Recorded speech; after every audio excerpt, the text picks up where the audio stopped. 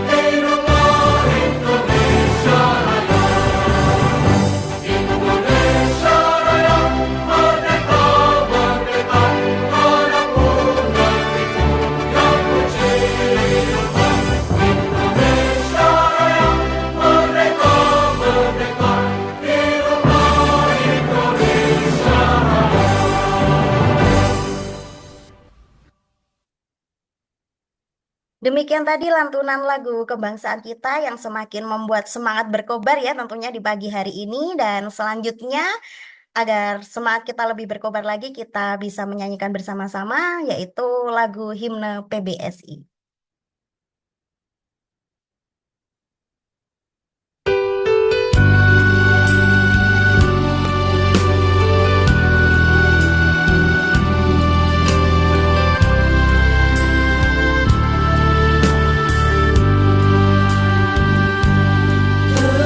Terpujilah Tuhan Maha Kuasa, telah Kau ciptakan Indonesia Raya, negeri yang indah penuh pesona, bangsa yang ramah berbudi bahasa.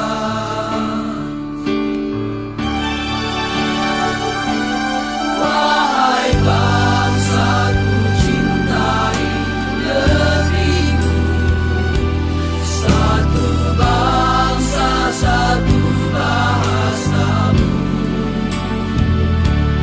Jadikan sebagai jati dirimu, meski berbeda tetap bersatu.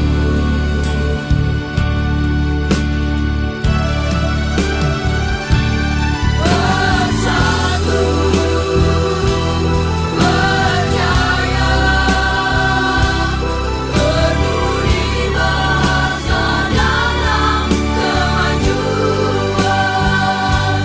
Cintailah, syukurilah bahasa Indonesia, anugerah Tuhan.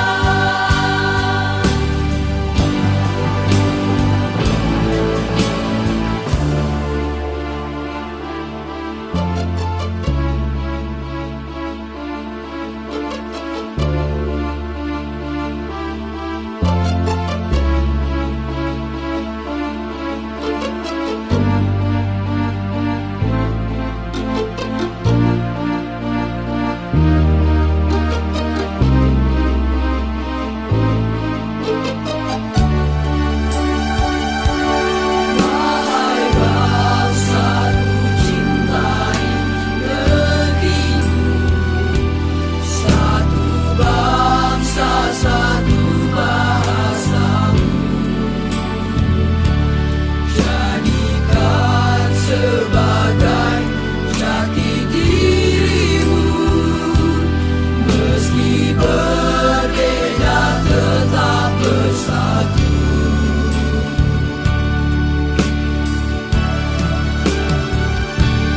Bersatu, bersatu, berjaya, berjaya, berbudi bahasa dalam kemajuan. Lestarilah, lestarilah, abadilah, satu bahasa pujaya Indonesia. Satu bahasaku jaya Oh, Malaysia. Indonesia.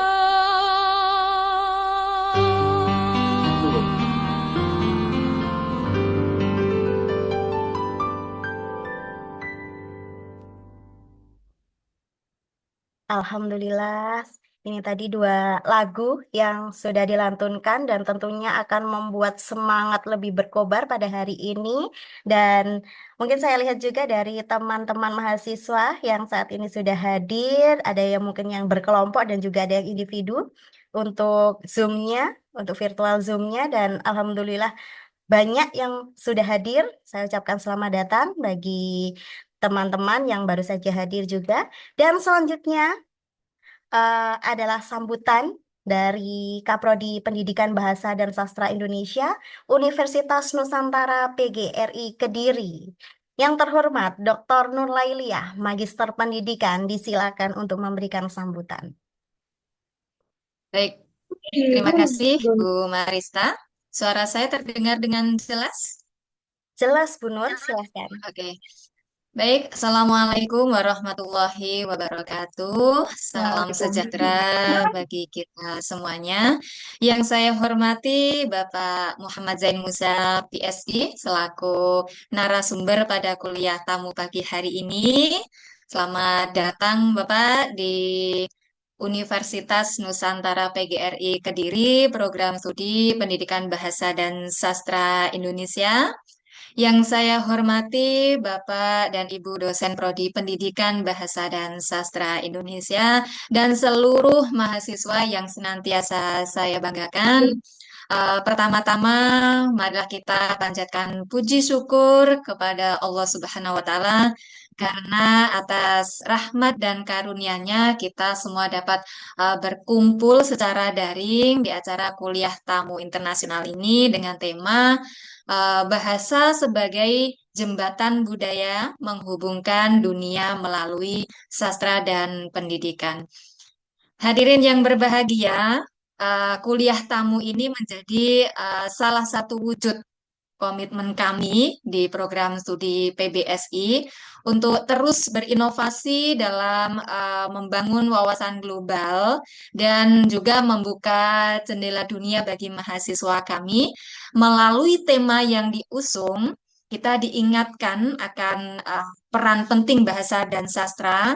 Ini tidak hanya sebagai alat komunikasi, tetapi juga sebagai medium untuk menghubungkan berbagai budaya dan juga bangsa. Nah, di tengah era globalisasi saat ini bahasa telah menjadi salah satu instrumen paling penting dalam menjalin kerjasama lintas budaya, khususnya dalam dunia pendidikan. Nah, di sisi lain, ini sastra memberikan kita wawasan yang lebih dalam tentang nilai, norma, dan pandangan hidup yang berbeda-beda, memperkaya pemahaman kita terhadap dunia yang semakin terhubung. Salah satunya kegiatan saat ini, meskipun Pak Zain berada di negara seberang, tetapi dihubungkan dalam satu kegiatan, yaitu kegiatan seminar dalam jaringan, ya kan? Nah, hadirnya Bapak Zain dari Kamboja ini pada kesempatan ini tentu akan memperluas cakrawala kita semua.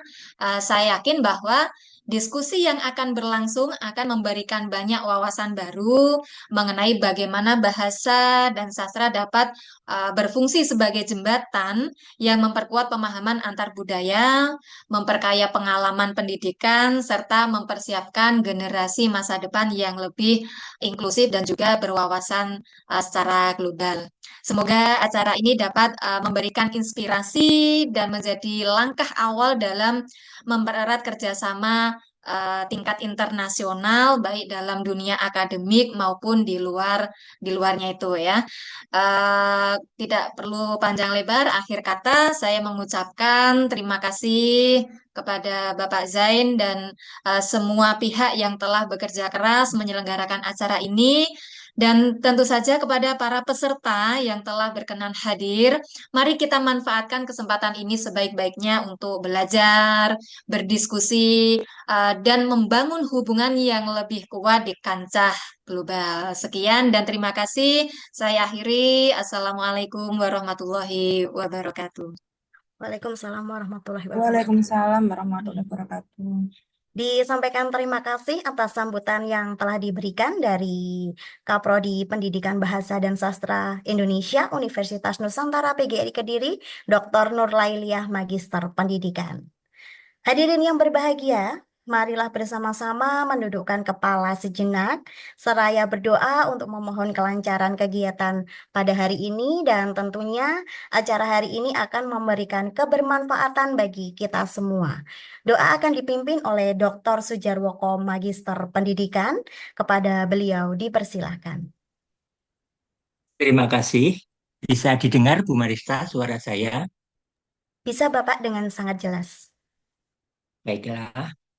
Assalamualaikum warahmatullahi wabarakatuh.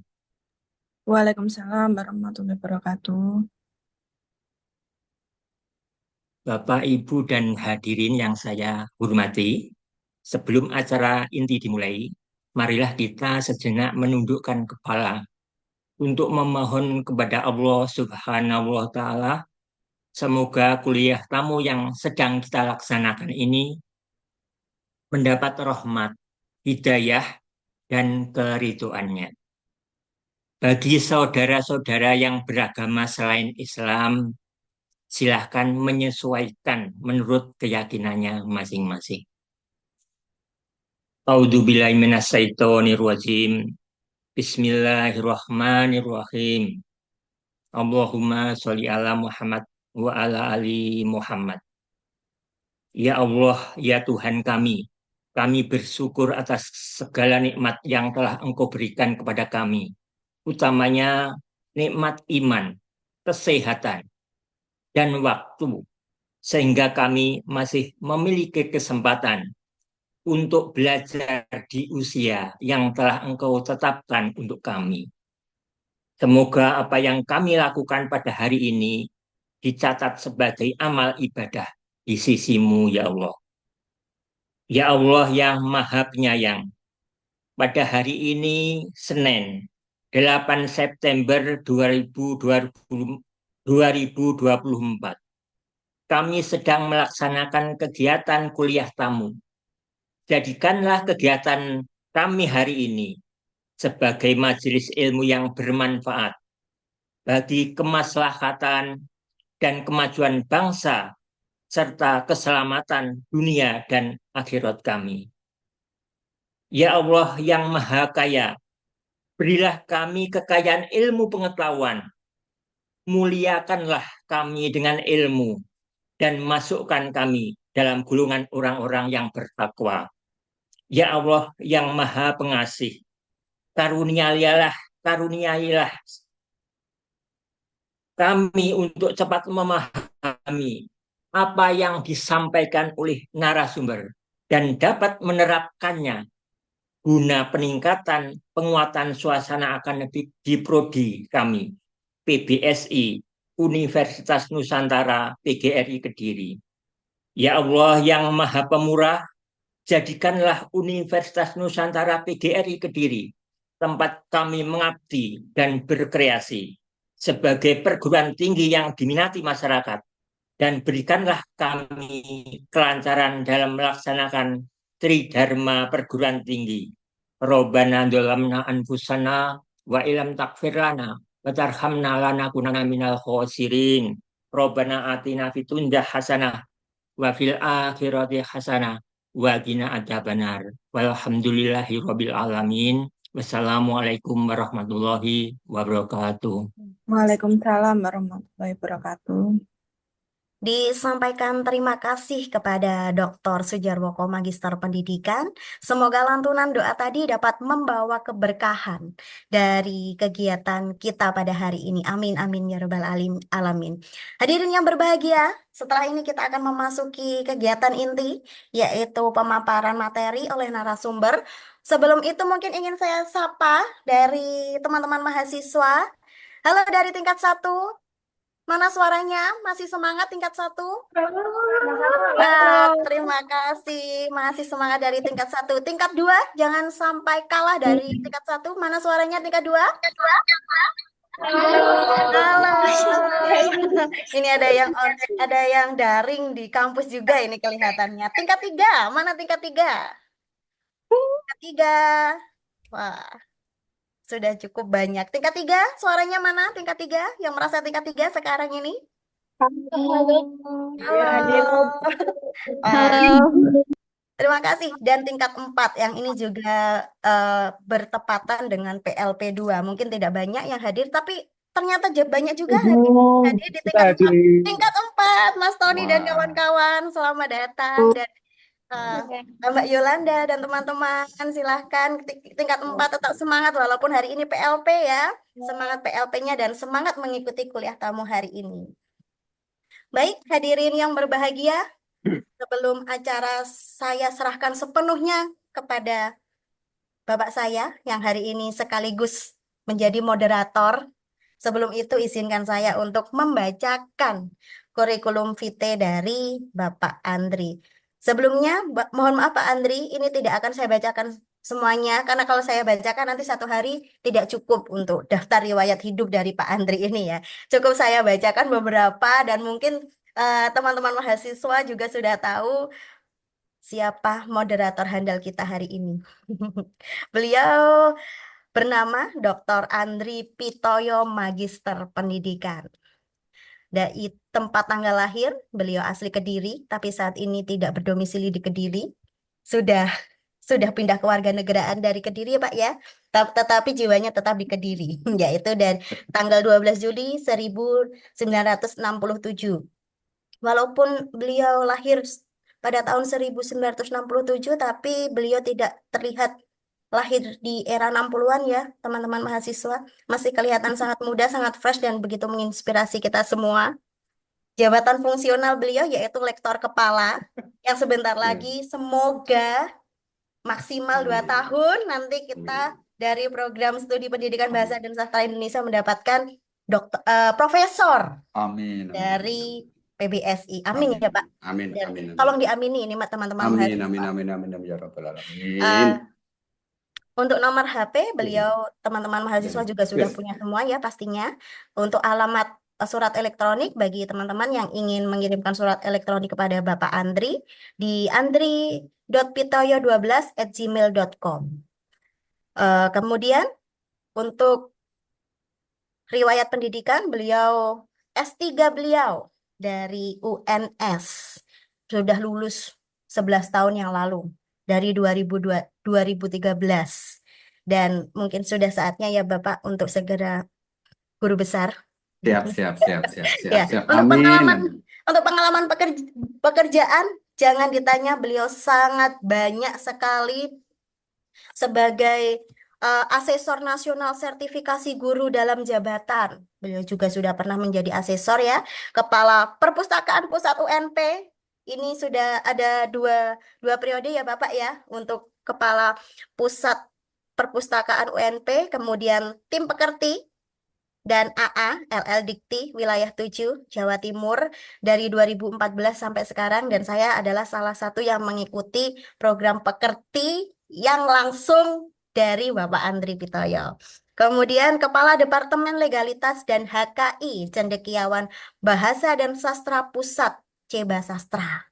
Kemudian Ketua Divisi Humas Asosiasi Dosen Bahasa Indonesia Adopsi di pusat tahun 2019 sampai 2024 dan Divisi Diklat Asosiasi Dosen Bahasa dan Sastra Indonesia Adopsi di ini juga dari Adopsi Pusat dari 2024 sampai 2029. Kemudian Pengurus Harian Perkumpulan Ilmu Sosial dan Humaniora Indonesia. Ini dari sampai sekarang Bapak masih menjadi pengurus harian. Kemudian tim fasilitasi jabatan akademik dosen UNP Kediri. Dan juga untuk karya ilmiah beliau, kalau kita klik Google Scholar, Scopus, beliau sudah banyak sekali menuliskan karya-karya ilmiahnya yang nanti bisa diakses di Google Scholar ataupun bisa dicari di Scopus. Demikian tadi secarik daftar riwayat hidup dari Bapak Andri Pitoyo yang tidak saya bacakan semuanya, karena saya bacakan sedikit saja sudah memakan waktu hampir 10 menit. Jadi langsung saja, karena teman-teman juga sudah menunggu untuk acara kegiatan hari ini, yaitu pemaparan materi oleh narasumber, yaitu dari Bapak Muhammad Zain Musa PhD dari Kamboja. Acara sepenuhnya saya serahkan kepada moderator kita, yaitu Bapak Andri Pitoyo. Silakan Bapak Andri. Terima kasih Mbak Marista, Bu Marista deh.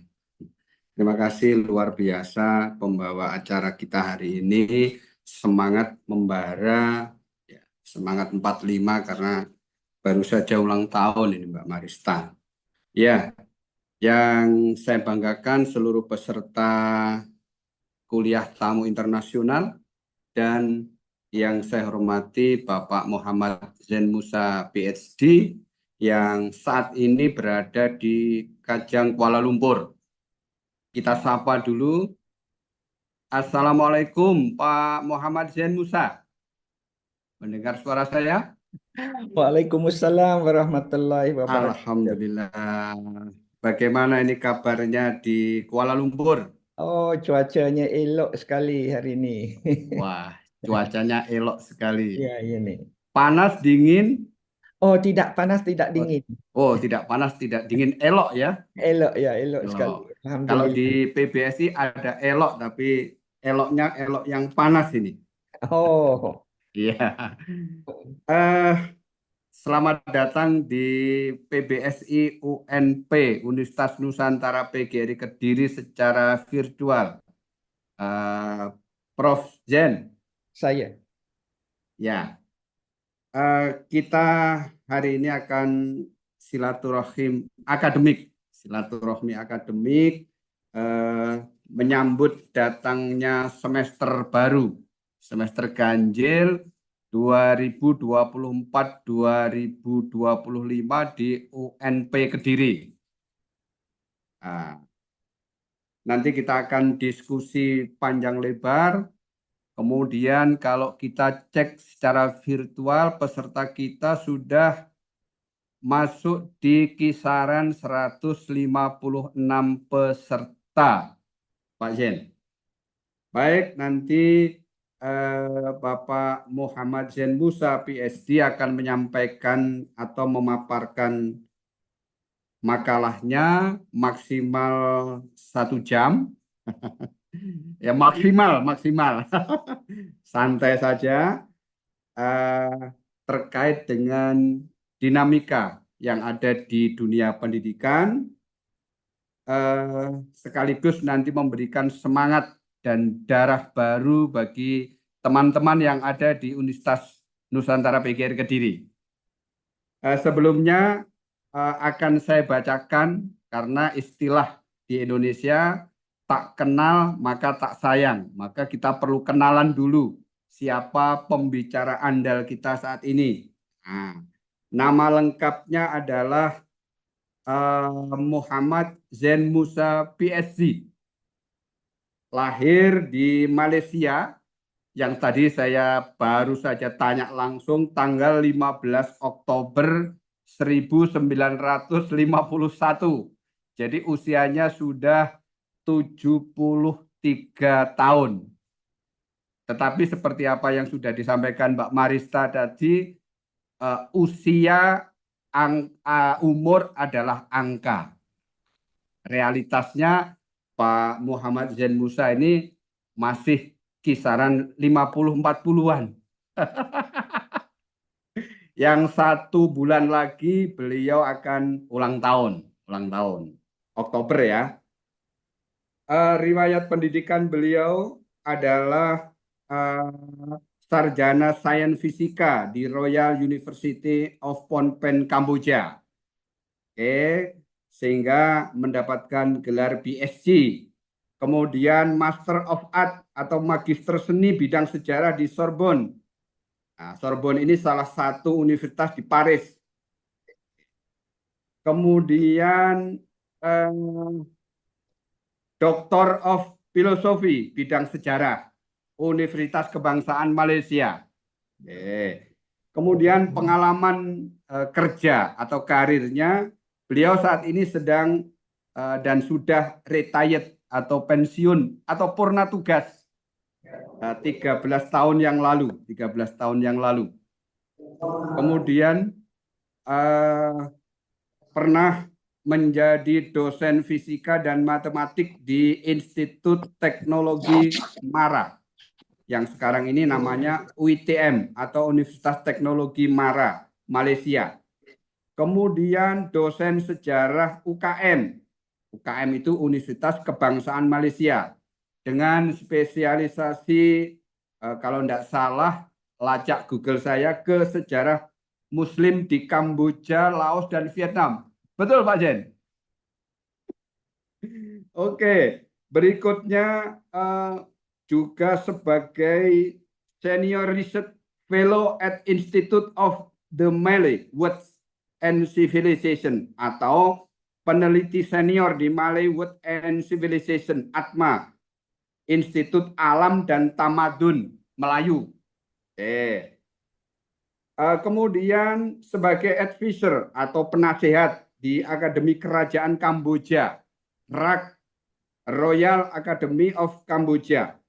Kemudian juga sebagai fellow researcher atau peneliti tamu. Wah, sekarang jadi dosen tamu. Kalau beberapa waktu jadi fellow researcher atau peneliti tamu. Di mana itu?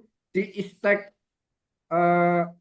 IUM atau International Institute of Islamic Thought and Civilization Malaysia. Ini kalau tidak salah sebuah pusat penelitian dan pendidikan tinggi yang fokusnya pada peradaban Islam ya, Bang? Ya saya. Oke, lembaga ini adalah dari masuk lingkup International Islamic Universities Malaysia. Kemudian sebagai founder, founder ini pendiri. Pendiri apa? Pendiri Asosiasi Komunitas Muslim di ASEAN. Luar biasa. Kemudian juga founder The Musa Asia. Saya baca kok Musa Asia. Ternyata Musa itu kalau tidak salah diambil dari salah satu kata di nama beliau. Yaitu Muhammad Zain Musa. Makanya sebagai pendiri Sekolah Terpadu Musa Asia atau SEPAMA. Juga sebagai pendiri Ikatan Pembangunan Muslim Selangor. Nah, jika dilihat dari publikasinya luar biasa, tidak banyak yang bisa sampaikan. Nanti kita bisa klik di Google, hanya saya bacakan di tahun 2024 saja. Beliau menulis dengan judul Penghijrahan Raja Champa Terakhir ke Kamboja. Penghijrahan itu apa ini, Pak Zen? Oke, nanti mungkin bisa dilanjutkan di diskusi. Jika seluruh peserta dan dosen-dosen yang ada di PBSI nanti cek ada tulisan singkatan sebagai sebagai founder YASMA. YASMA itu juga begitu, Yayasan Musa Asia. Ini apa toh itu? Yayasan yang aktif dalam bidang pendidikan formal dan informal. Kalau SEPAMA tadi saya sudah sampaikan singkatan dari Sekolah Bersepadu Musa Asia Kamboja. Demikian perkenalan singkat dari narasumber hebat kita di saat ini. Kesempatan, durasi dan seterusnya saya serahkan sepenuhnya kepada panjenengan Pak Zain Musa. Waktu paling lama 1 jam. Tadi sudah diancer-anceri, pokoknya pukul 11 sudah selesai, pukul 12 waktu Malaysia selesai karena di job di lain tempat lagi. Terima kasih, dipersilahkan. Terima kasih banyak Pak Dr. Andri Pitoyo. Bismillahirrahmanirrahim. Assalamualaikum warahmatullahi wabarakatuh. Saya ingin ucap banyak terima kasih kepada pihak universiti. Saya tak pandai sebut lagi. Yang tadi itu minta maaf. Dan yang memberi peluang pada saya ini. Yang saya hormati tim-tim khususnya Dr. Bu Lailia dan MC kita Ibu Marista dan yang saya hormat juga para dosen dan juga mahasiswa yang hadir dengan jumlah yang besar. Ya Allah, saya terharu betul. Biasanya dalam majlis-majlis yang saya diundang tak pernah sampai 100 orang. Tapi hari ini sampai hampir 200 orang. Yani Pak Andri juga kata siaplah untuk menjawab beberapa soalan di hujung nanti. Yani soalan-soalan yang akan dikemukakan, mohon dikemukakan soalan yang saya mampu jawab, ya, yang mampu saya jawab. Okey, terima kasih banyak. Saya dengan ini kerana waktu diberikan itu terlalu panjang 1 jam. Saya rasa tak sampailah 1 jam. Saya siapkan apa yang saya nak ceritakan tu dalam masa lebih kurang 30 minit. Tapi tengoklah apa yang kita ajukan. Jadi saya mohon izin untuk share skrin sini. Yang itu ke mana perginya? Yang itu sebentar ya. Okey, sudah ada. Sudah lihat semuanya? Ya. Okey, pertama kali saya mohon izin kerana bahasa saya yang saya sebut bahasa Melayu di sini adalah sama ada bahasa Malaysia atau bahasa Indonesia. Saya sebenarnya kelahiran Kampuchia, ya, tetapi sudah sampai di Malaysia pada tahun 1975 sebagai pengungsi, refugee. Daripada pergolakan yang berlaku di Indochina keseluruhannya, di Kampuchia, Laos dan Vietnam. Boleh dianggap sebagai perang saudara pada waktu itu. Yang perang saudara ini lahirnya kerana pergolakan tahun 60-an di antara dua kuasa besar, iaitu yang merah dengan yang biru, iaitu merah komunis dan kapitalis masa itu yang dikepalai oleh satu pihaknya Rusia dan China dan satu pihak lagi Amerika. Dan pergolakan itu melahirkan perang saudara dalam masa yang singkat dalam konteks sejarah di antara tahun 1970 sampai tahun 75. Dalam sejarah walaupun 5 tahun, 10 tahun itu dianggap singkat. Sebab konteks sejarah itu, waktu itu boleh jadi 100-200 tahun peristiwa. Yang itulah yang pimpinan negara, separuh negara ini untuk Pak Andri untuk nak mencukupkan waktu 1 jam ya. Siap. Untuk lihat perubahan dan sebagainya dalam konteks sejarah itu boleh dilihat dalam masa yang amat lama. Sekarang-karang mungkin 2-3 generasi pun atau lebih. Dan kalau waktunya mengizinkan, saya akan cerita sedikit tentang apa yang berlaku di situ. Ini tema atau tajuk perbincangan saya hari ini adalah dinamika pendidikan dalam masyarakat Khmer Islam. Kita mengambil contoh sekolah Sepama, ya, kita sekolah Sepama. Dan sini sebagai mukadimahnya, saya pasti ramai tidak kenal, tak ramai yang tidak kenal di mana letaknya Kampuchia, ya. Yang ini satu-satu lagi, Kampuchia itu adalah nama asli yang kita kenali sebagai Kamboja atau Kemboja dalam bahasa Indonesia atau Malaysia, atau Cambodia dalam bahasa Inggeris. Kerana Pak Andri sebut Sorbonne juga, saya sebut juga dalam bahasa Perancis, ia dikenali sebagai Cambodge. Jadi bagaimanapun perkataan-perkataan atau nama-nama ini asalnya bagi Kampuchia, bagi Cambodia atau Kemboja itu adalah Kampuchia sejak zaman berzaman. Jadi sejak akhir-akhir ini saya mempromosikan istilah nama negara itu sebagai nama Kampuchia, ya. Jadi populasi majoritinya adalah orang Khmer. Tidak disebut orang Kampuchia, yang majoritinya orang Khmer. Orang Khmer negara Kampuchia beragama Buddhisme, lebih kurang 18 juta orang keseluruhannya. Dan orang Islam pula yang di sana disebut sebagai orang Khmer Islam tu jumlahnya lebih kurang 700,000 orang sahaja. Yani di segi bahasa pula, bahasa kebangsaan adalah bahasa Khmer, kebangsaan atau nasional, ya.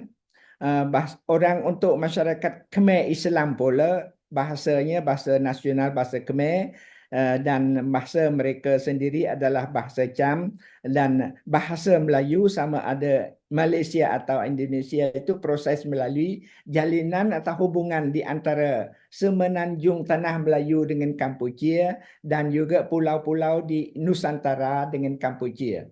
Yang hubungan yang lebih kerap yang disebut di Kampuchea adalah daripada Jawa dan Sumatera Utara atau Sumatera Barat ya sebenarnya. Dan kita lihat sini Amori Kampuchea ini ada perkataan yang jelas religion di tengah-tengahnya. Yakni moto nasional itu adalah di antara tiga itu adalah agama, sasana atau religion. Jadi sampai ke saat ini pemerintah Kampuchea sangat menghormati dan memberi kebebasan kepada rakyatnya untuk mengamalkan apa saja agama mereka yang anuti. Kebebasan ini dipenuh dengan khususnya orang minoriti, orang Khmer Islam ini mengamalkan agama mereka iaitu agama Islam. Dan kalau kita lihat sedikit peta Kampuchea hari ini ya, peta Kampuchea yang hari ini kita lihat di situlah. Kalau lihat sepanjang sejarahnya Kampuchea merupakan sebuah empire. Saya tak pasti dalam bahasa Indonesia, tapi empire, satu empire yang besar, luas. Tapi kalau lihat di sini segi penduduk, jumlah penduduk pula, yakni ini data-data yang saya dapati tahun 70, tahun 2000, tahun 2018. Manakala umat Islam pada 70 itu dianggap sebagai jumlahnya 700,000 orang dan pada 2018 masih 700 orang. Jadi mengapa jumlah rakyat keseluruhannya bertambah dan mengapa orang Islam ini tidak bertambah? Jawapan yang mudah yang secara singkat yang saya boleh beritahu bahawa berlakunya pembunuhan yang ramai-ramai pada zaman pemerintahan Pol Pot hanya 3 tahun, 7 bulan, iaitu pada tahun 75 sampai Januari 79. Pembunuhan secara ramai-ramai, dan pembunuhan itu bukan di kalangan orang Islam sahaja, malah keseluruhan orang non-Muslim, orang Khmer juga terbunuh. Jadi kalau dilihat daripada distribusi rakyat atau orang Islam pula, 31% dalam provinsi Tebong Kemum. Satu provinsi di sebelah kanan dan di tengah-tengah itu, Tebong Kemum itu, didapati, ini statistik kerajaan, yang dapati 30% itu orang Muslim di kalangan 700,000 itu. Jadi yang lain itu is spread all over wilayah Kampuchea. Di provinsi mana-mana pun ada orang Islam yang sejak tahun 1993. Okay, yang mengapa distribusi itu boleh sampai begitu, itu mungkin satu bab yang lain lagi insya-Allah. Jadi saya sedikit memberi keterangan atau memberi definisi orang Khmer Islam ini diberi oleh Raja Norodom Sihanouk pada 1954 selepas merdeka pada 1953. Jadi Sihanouk memberi semua orang Islam yang terdiri daripada orang Cham, ya. Ini orang Cham itu yang saya terangkan di sini adalah daripada kerajaan pelarian daripada kerajaan Kampuchea, ya. Orang Khmer Islam itu kerana nak menggabungkan semua yang penganut agama Islam itu kepada satu longgok yang nasionalis dalam konsep nasionalisme Kampuchea itu adalah semua orang Khmer. Khmer itulah ada rakyat Kemboja, rakyat Kemboja atau rakyat Kampuchea. Jadi di antara orang Islam ini jumlah yang besar sekali adalah orang Cham dan orang Melayu.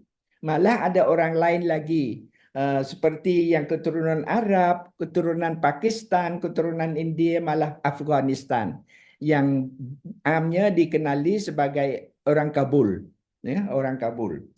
Orang Melayu datang dari mana? Ini kita lihat bahawa ramai mereka, keseluruhannya ramai datang pada Nusantara. Nusantara yang saya sebut tadi itu adalah Pulau Jawa dan Pulau Sumatera. yang pernah ramai. Ada juga yang dari Kalimantan dan Sulawesi, tapi jumlahnya tidak terasa sangat. Mereka pergi ke Kampuchea itu sebagai pedagang atau membalik nak mengajar agama Islam kepada masyarakat situ. Manakala orang Cham pula apabila bergabung dengan orang Melayu yang amnya dikenali sebagai orang Jawa dalam bahasa Cham atau Chwea dalam bahasa Khmer. Yang ini gabungan kedua-dua ini disebut sebagai Cham Chua atau Cham Chwea. Yang ini lahirlah istilah Khmer Islam sejak tahun 1954. Sekarang ini memang betul lah ditemui di seluruh kerajaan. Kerajaan di sini artinya kingdom, bukan government. Dan 31% seperti yang tersebut tadi itu ditemui dalam provinsi Tebong. Kebanyakan mereka miskin. Sama juga dengan orang Khmer Buddha ya, majoriti itu Khmer Buddha. Kemiskinan ni amat terasa dan wallah alam kita tahu bahawa kemiskinan ini kadang-kadang berlaku secara semula jadi dan kadang-kadang berlaku secara buatan. Wallahu alam. Wallahu alam ya. Saya tak nak menyelesaikan tak menjawab soalan itu. Dan itulah orang Khmer Islam ini, kerana kita ni orang Islam, kita kenal dua hadis ini yang besar ya dalam pendidikan. Saya sebut sini sebab saya petikkan pada English. Yang the seeking of knowledge is obligatory upon every Muslim. Kita ni sebagai orang Islam ni kena cari ilmu. Dan yang kedua, acquire knowledge and impart it to the people. Yang ni apabila kita sudah ada ilmu, wajib pada kita semua ni untuk menyampaikan atau sampaikan ilmu itu kepada orang lain. Jangan simpan. Itulah peranan-peranan kita, khususnya kami di Kampuchea dalam konteks minoriti yang berkemampuan, sama ada kemampuan ilmu atau kemampuan keuangan, sedikit yang ada tu kami mula bertindak dan kita lihat bahawa apa yang berlaku berikutnya. Jadi apakah kepentingan bahasa Melayu atau sejarah perkembangan bahasa Melayu di Indochina atau di Kampuchea khususnya? Jadi zaman protektorat Perancis, bahasa Melayu digunakan secara meluas di kalangan umat Islam. Protektorat Perancis itu berlaku daripada tahun 1851 sampai 1863. Saya ingat lahir bulan Oktober bulan depan. Dan tamatnya pada tahun 1953. Cukup 90 tahun. Cukup 90 tahun. Kalau banding dengan Vietnam atau Indonesia, penjajahannya lebih lama lagi. Tapi itu bukan tujuan kita nak perbandingan. Kerana Perancis pun dah sampai ke Indochina tu lewat jika banding dengan penjajah lain. Ini di Kampuchea sebelum tahun 70, itu angkatan saya yang lahir tahun 50 itu, kitab-kitab agama diguna pakai di madrasah dan pondok dalam bahasa Melayu, dalam huruf Jawi, huruf Arab ABC, alif bata, dengan campurlah, ditambahlah dengan konsonan-konsonan yang tidak ada suara atau bunyinya dalam bahasa Arab. Ini anggota masyarakat Islam Kampuchea dapat mencipta huruf Jawi mereka sendiri dengan ditambahkan beberapa abjad seperti bunyi ngak, bunyi cak dan nyak dan sebagainya. Mereka sedang memantapkan sistem ejaan Jawi, minta maaf bukan jari ya. Jawi dan juga sistem ejaan Latin dalam bahasa Cham. Saya sendiri dalam perancangan itu tapi agak lambat sedikit ya. Kini sistem ejaan masa Cham berdasarkan bunyi dan ejaan seperti daftar kata. Ini kumpulan kami saja yang guna ini, yang guna buku Kamus Aimonie Kabatong. Ada sedikit silap spelling lagi yang ada telah diterbit pada tahun 1906. Bagi saya, kamus inilah menjadi daftar kata, kosakata dalam bahasa Cham yang memang tidak cukup, tidak semuanya sebab bahasa lama yang ada dalam inskripsi Cham yang wujud sejak abad yang keempat Masihi lagi itu banyak lagi. Cuma Monye dan Kabatung yang menghasilkan kamus ini hanya untuk bahasa yang bertutur pada ujung abad yang ke-19 dan awal abad ke-19 itu. Dan inilah antara tokoh atau yang saya boleh kata tokoh unggul yang bawa banyak perubahan dalam pendidikan Islam di Kampuchia. Kebetulan namanya Musa, tapi Musa ini bukan bapa saya. Ini Ali Musa namanya. Yang berpendidikan di selatan Thailand, dan apabila ke Kampuchia nanti jadi diberi gelaran, bukan beliau yang tuntut gelaran sebagai kepala kaum muda itu, tetapi diberi sebab pada waktu itu apa yang diajar di Nusantara atau Asia Tenggara ini yang sebelumnya yang disebut sebagai kaum tua. Dan apabila yang dibawa baharu ini oleh Imam Musa ini yang dapat dipelajari daripada tempat tok gurunya di Fetani, di Kelantan, dan yang ini membawa satu ajaran pentafsiran khususnya, bukan ajaran ya, pentafsiran saja yang tidak pernah dengar oleh satu pihak lagi, dan di seluruh Asia Tenggara ini diberi nama kaum muda. Saya pasti ada yang bidang agama di dalam grup yang sedang bersama kita ini lebih arif tentang kaum muda dan kaum tua yang berlaku selepas Perang Dunia yang kedua ini. Yang ni beliau balik pada tahun 48 dan mula memberi pendidikan agama secara tradisional di pondok, di rumahnya, di surau, di madrasah, di masjid dan sebagainya, dan hanya sampai tahun 1970 bila perang saudara telah mula. Yang ni beliau ini saya boleh sebut dengan melihat bahawa wawasan beliau sebagai orang Islam dan rakyat kemuja. Sekolah pertama yang didirikan, yang dibina oleh Ali Musa dengan pengikutnya adalah sekolah jenis National School, bukan sekolah agama. Ada alasan yang kukuh. Sebab itulah yang kita boleh anggap sebagai Imam Musa ni berwawasan dan membawa banyak perubahan dalam pendidikan umat Islam di Kampuchia.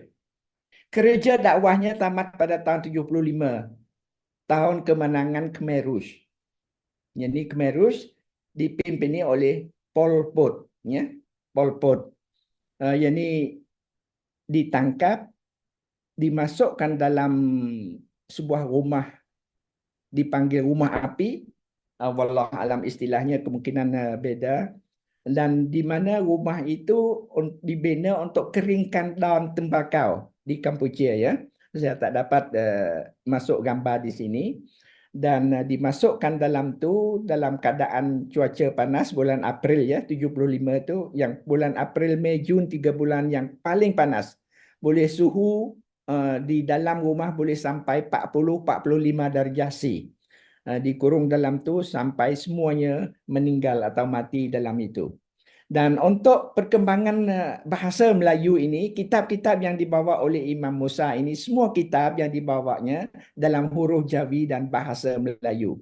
Dan berterusan pelangsungan pada itu, memang kami sekarang ini telah lihat sini penerbitan yang kita adakan dalam bentuk kamus Melayu Cam, yang di dalamnya ada kami berempat, saya sendiri, saudara Yusuf, Ahmad dan Arifin ya.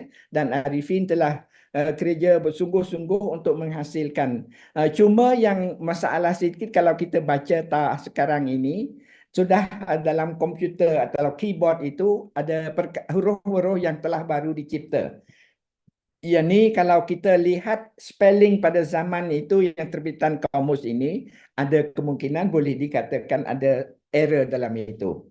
Dan kita lihat kamus yang kedua lagi, kamus bahasa Cham, bahasa Melayu. Ini lebih menjuruskan kepada sastra ya, menjurus kamus sastra. Sebab contoh-contoh diambil pada inskripsi dan juga manuskrip Cham.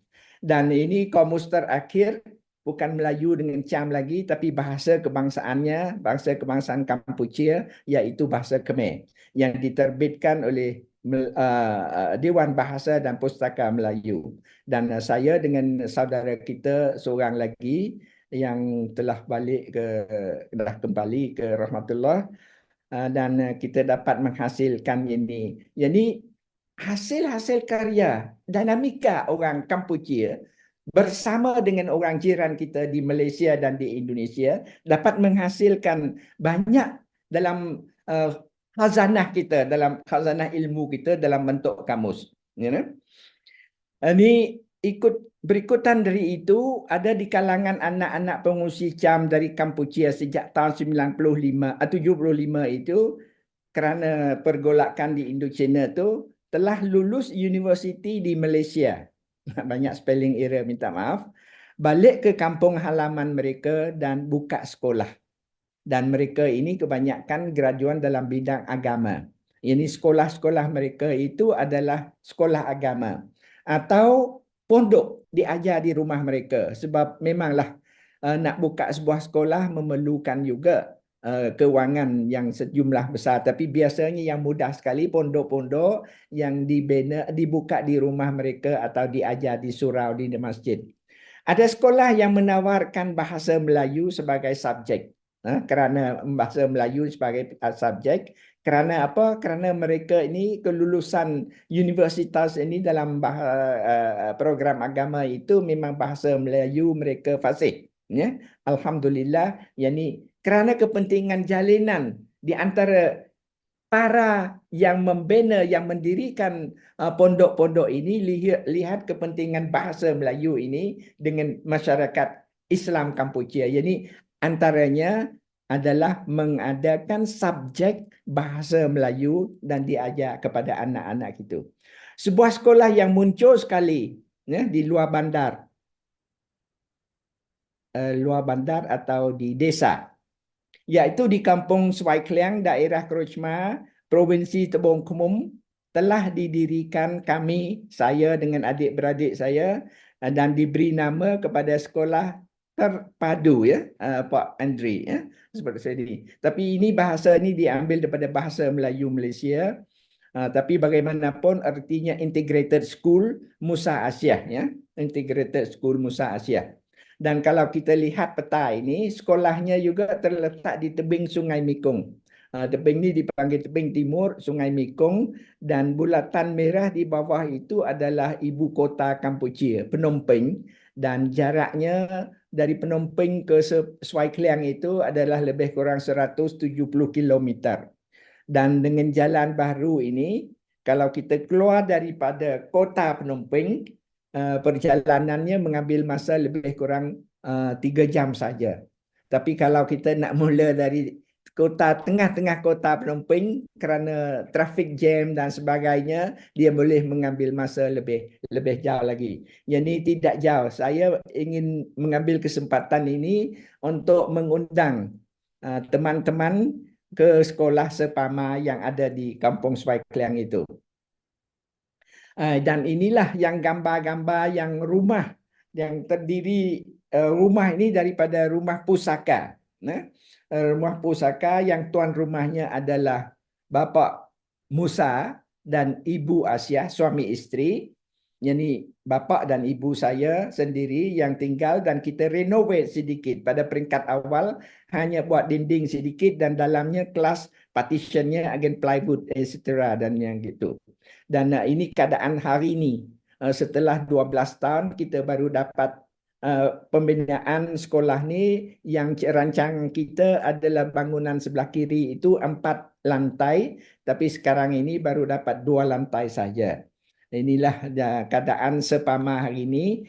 Dan balik kepada kurikulum akademik itu, kita lihat bahawa kerana terintegrasi, terpadu itu adalah kita integratekan, ini istilah yang integratekan 2 program, 2 kurikulum, iaitu kurikulum agama dan kurikulum nasional Kampuchia. Jadi silibus-silibusnya kurikulum kebangsaan itu nak Kampuchia, dan manakala yang agama itu kita dapat dibenarkan menggunakan kurikulum JAKIM. ya, yakin. Dan itulah bahasa pengantar itu adalah penting sebab Kampuchea adalah nasional dan programnya harus dalam bahasa nasional. Cuma kita diberi kebebasan untuk pilih pengantar, bahasa pengantar kita sendiri, seperti bahasa Melayu yang kami di Sepama. Ini pengalaman di Sepama khususnya ya, Sepama experience. Melayu dan kita menggunakan huruf Jawi. Kita ada alasan kukuh untuk menggunakan Jawi bukan Latin, huruf Latin pada peringkat sekolah dasar. Manakala Sempama iaitu sekolah menengah. Serpama sekolah rendah atau rendah itu dasar dalam bahasa Malaysia. Yang ini kita guna bahasanya dalam bidang agama Melayu dan Arab. Melayu dan Arab. So alhamdulillah kita dapat guru-guru yang layak dan anak-anak yang ni syukur alhamdulillah dapat kejayaan mereka. Dan kalau lihat di sini juga saya yang memilih baju vest warna merah. Sebenarnya sekolah ini tidak ada uniform, cuma yang diwajibkan adalah vest yang berwarna, saya panggil merah lah, panggil apa tu, tapi nampak merah lah. Tapi saya tidak mewajibkan uniform kerana masyarakat di kampung itu adalah masyarakat miskin. Ya, masyarakat miskin. Yang kalau kita mewajibkan uniform adalah sukar untuk ibu bapa yang tidak mampu. Tapi saya pesan dengan jelas, pasti ibu bapa akan beli pakaian, baju atau kain untuk anak-anak mereka. Yang dipilihlah baju putih dan kalau seluar berwarna biru tua untuk anak perempuan dan warna kaki untuk anak lelaki. Tetapi bagaimanapun warna kaki itu sukar didapati di sana, yakni mereka memilih sama ada biru tua atau warna hitam. Yani alhamdulillah nampak macam uniform, tapi sekolah kita bukan diwajibkan uniform putih, biru atau putih kaki itu. Cuma vest yang berwarna merah. Yani kalau lihat di sini macam merah putih juga Pak Andri dan teman-teman sekalian ya, memberi semangat. Ada maksudnya di situ, warna merah putih. Dan sini kita ada lukisan yang dibuat oleh satu orang anak muda untuk kami Sepama, dan di satu ruang memang ada kita lihat situ laluan Firdaus. Kita sedang mempromosikan untuk ramai masuk sini dan bersungguh-sungguh belajar untuk dapat ilmu dan akhirnya ke mana lagi? Ke syurga Firdaus yang semua kita orang Islam inginkan. Okey. Kejap sebentar ya. Allah. Okey. Adaptasi bahasa Melayu dan Jawi ke huruf Latin bukan jadi masalah bagi anak-anak Sepama. Kerana apa? Kerana bahasa Inggeris yang menggunakan huruf Latin itu dah mula diajar kepada murid tahun 4 sekolah dasar. Ya, sekolah 4. Yang mula-mula huruf Jawi, alif bata, dan apabila mereka kenal huruf Latin, bunyi contohnya saya, memang tetap saya. Tapi apabila mereka sudah kenal huruf S, huruf A dan sebagainya, mereka boleh buat adaptasi dengan mudah saja. Subjek bahasa Indonesia bukan bahasa Melayu lagi di sini ya. Bahasa Indonesia mula diajar pada tahun ke-7, yakni tahun pertama SMP di Sepama. Alhamdulillah.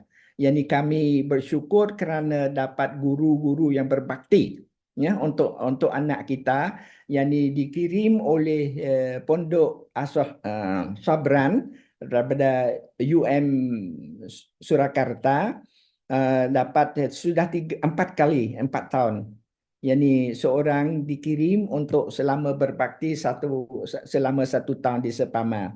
Mereka tidur makan bersama kita guru-guru dan pelajar di sana. Ini penuh masa untuk selama 1 tahun.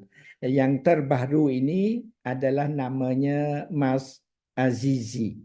Mas Azizi, yakni sedang berkhidmat di sana dan subjek yang khas khususnya mengajar bahasa Indonesia. Yakni dinamika itu pengajaran sampai ke dalam bahasa Indonesia itu amat dinamik. Demikian pelajar lepasan Sepama akan mengetahui bahasa Melayu dalam dua tulisan Jawi dan Latin.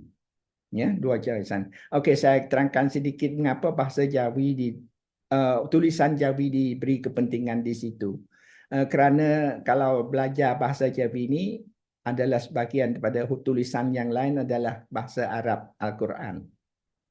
Al-Quran. Jadi mudah untuk nak belajar membaca dan menulis Al-Quran. Dan yang kedua lagi, kita tidak ada dalam modul pendidikan kita, tapi para guru semua tahu orang Cham yang menulis sekarang ini bahasa mereka adalah dalam tulisan Jawi. Ini terpulang kepada guru-guru mengambil kesempatan ini untuk mengajar anak-anak Sepama tulisan kosakata Cham dalam huruf Jawi. Jadi sekaligus mereka dapat tiga, ya, bahasa Arab, bahasa Melayu dan bahasa Cham dengan mempelajari hanya satu huruf alif bata, ya. Dan pada tahun 1718 BIPA dikenalikan oleh adopsi Asosiasi Dosen Bahasa dan Sastra Indonesia telah mula untuk murid Sepama, untuk murid Sepama. September sampai Oktober 2020 program ini secara online dan terkendala sedikit saja, dan kemudian sekarang ini program BIPA cara berterusan sehingga ke hari ini. Dan kami yang terbaru dikepalai oleh Dr. Wati Istanti, ya, Divisi Kerjasama Adopsi UNES. Dan kami saya secara pribadi bersyukur dan berterima kasih kepada mereka semua yang sanggup buat kerja memberi ilmu pengetahuan bahasa ini, sebab bahasa inilah langkah pertama untuk ke bahagian-bahagian ilmu lain. Tanpa pengetahuan bahasa, nak baca bahasa Indonesia dalam pelbagai jurusan lagi tidak boleh dilakukan. Ini kita ambil kesempatan ini untuk terima kasih kepada para guru yang sebelumnya yang saya tak dapat sebut semua nama mereka yang terlibat dalam program ini. Jadi sampai ke kesimpulan, ya. Untuk menjaga kepentingan dinamika pendidikan dalam konteks orang Khmer Islam sebagai minoritas di Kampuchia, saya menyarankan hal yang berkait dengan jalinan antara saudara sebangsa Indonesia, Malaysia, Khmer Islam yang merupakan minoritas Kampuchia harus diperkukuhkan. Sepama bersyukur kerana telah bersama membuka pintu untuk memperkembangkan bahasa Indonesia di Kampuchia. Terima kasih kepada semua pihak yang bersama untuk memperkembangkan ilmu ini di kalangan anak muda Kampuchia, khususnya anak muda Khmer Islam. Dinamika pembangunan pendidikan Sepama menghasilkan tidak kurang 30 MOU dengan pengurusan tinggi, institusi dan universitas di Indonesia. Dari timur, Sorong yang paling timur sekali, sampai ke barat, Sumatera Utara, Indonesia. MOU pertama yang kami nak tandatangani adalah dengan Universitas Ahmad Dahlan UAD pada tahun 2013 dan dipembarui pada 2018. Perkembangan bahasa Melayu sama ada Malaysia dan Indonesia dalam pendidikan umat Islam di Kampuchia tetap ada secara berterusan.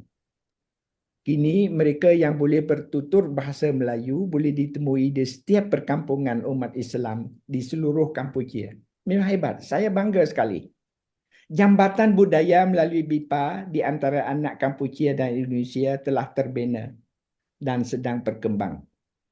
Sepama mengambil pendekatan menggunakan bahasa Melayu dalam kurikulum agamanya kerana kepentingan persaudaraan Melayunya yang saya tak sebut tadi, yang kira-kira 300 juta orang di Asia Tenggara saja. Dan kalau kita lihat di seluruh dunia ni ada ramai lagi yang bertutur bahasa Indonesia khususnya, dan juga untuk kepentingan masa depan pemuda atau anak muda Khmer Islam dalam masyarakat ASEAN atau ASEAN Community. Semoga aspirasi kami di Sepama dalam membina ilmu pengetahuan di kalangan anak muda, khasnya anak muda masyarakat minoriti Kampuchea, dapat didukung semua pihak berjalan lancar dan dalam rahmat Allah Subhanahu wa taala. Sekian, terima kasih, dan dalam bahasa Camnya kata tepun. Wassalamualaikum warahmatullahi wabarakatuh. Waalaikumsalam warahmatullahi wabarakatuh. Warahmatullahi wabarakatuh. Waalaikumsalam warahmatullahi wabarakatuh. Luar biasa.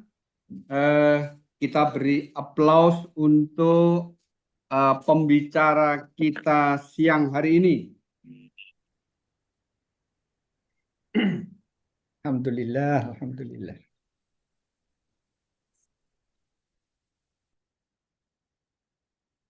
Berapa minit Pak Andri tadi? Luar biasa, luar biasa. Terima kasih. Iya,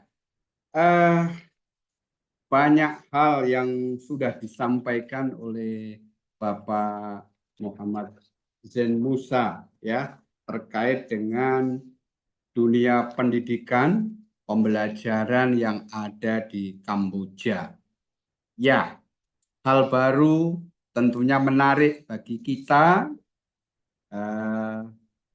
yang nanti bisa di-sharingkan atau paling tidak seluruh peserta yang ada di online ini punya pengalaman menarik juga bisa di-sharingkan mumpung kita ketemu beliau pakarnya.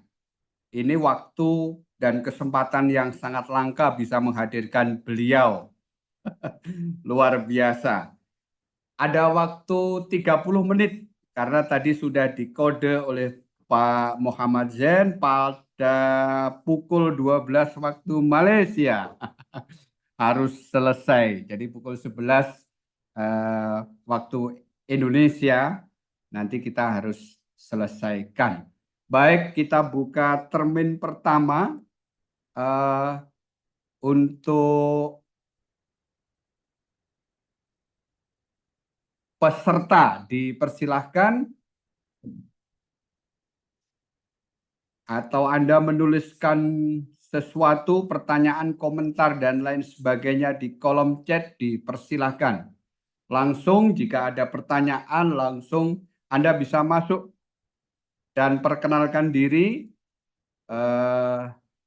mahasiswa dari prodi mana, kalaupun toh dari PBSI, kelas atau tingkat berapa. Yang bertanya nanti oleh dosen masing-masing akan mendapatkan bonus nilai. Ya, silakan. Saya izin bertanya Pak Andri. Oke, ini Mbak Afrilia. Mbak Afrilia ini Pak Zain, ini salah satu mahasiswa yang sekarang ini sedang PLP. Kalau dulu PPL, mengajar di salah satu sekolah menengah, PAMA, di Kediri. Dipersilakan Mbak Afrilia. Baik, Assalamualaikum warahmatullahi wabarakatuh. Sebelumnya, perkenalkan nama saya Afrilia Ainisha. Saya mahasiswa tingkat 4. Saya ingin bertanya kepada Bapak Zain Musa. Menurut panjenengan, apa saja keterampilan yang paling penting untuk dimiliki oleh siswa dan mahasiswa di era digital saat ini? Dan bagaimana pendidikan harus menyesuaikan kurikulum untuk mempersiapkan mereka? Apakah pertanyaan saya sudah jelas, Bapak? Ya, sudah jelas, alhamdulillah. Tapi ini Baik, terima kasih, Bapak. ya, terima kasih. Ini Pak Andri, kita satu soalan kita jawab satu-satu ya. Iya, Ya, lebih dipersilahkan mudah gitu ya. biar tidak bertumpuk. Monggo. Ini bagi saya soalan ini berbunyi macam soalan pendidikan, jurusan pendidikan. Saya kena beritahu saya hanya orang sejarah dan jawapan terkait dengan bidang ilmu pendidikan. Ya. Oke.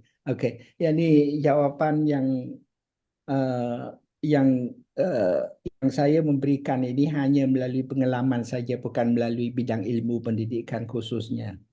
Yani saya tidak ada jawapan yang panjang dan spesifik. Cuma yani partisipasi kita ini, kita zaman digital lagi, yani digitalization of program ini pantas sekali dengan AI, dan saya ni generasi 50-an Pak Andri ya, dan Mas Afrilia yani Afrilia. Dan dengan itu banyak yang saya kurang arif tentang bidang itu. Yani bagaimanapun kerajinan dan kerja sungguh-sungguh dalam mencari ilmu dan melaksanakan apa yang telah diajar itu dan dapat ilmu. Itu saja yang saya boleh jawab. Saya minta maaf. Ya. Terima kasih. Masih ada sisa pertanyaan yang kedua tadi, kurikulum. Oh, kurikulum lagi. Ya.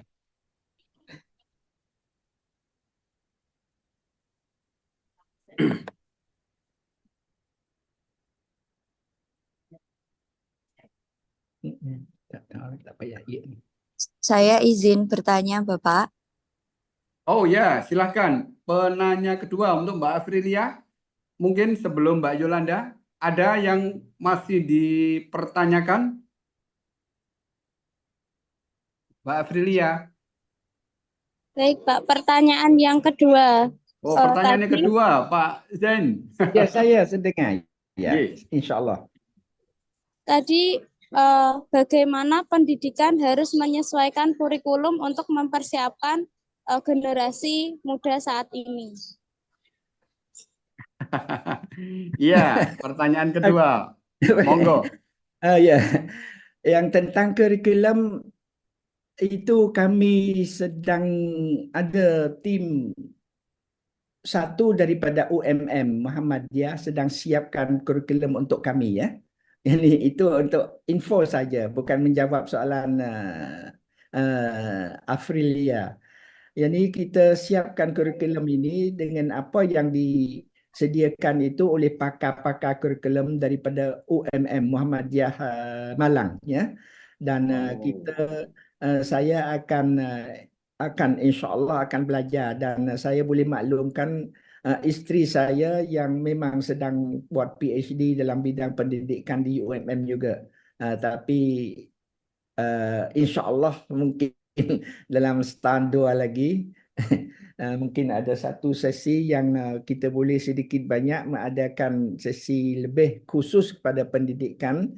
Saya kalau sejarah pendidikan, insya-Allah saya boleh menjawab sedikit banyak secara kualitatif, dan kuantitatif itu sejak sekian lama saya tidak buat research. Yani di segi statistik dan jumlah data-data itu saya kurang arif juga.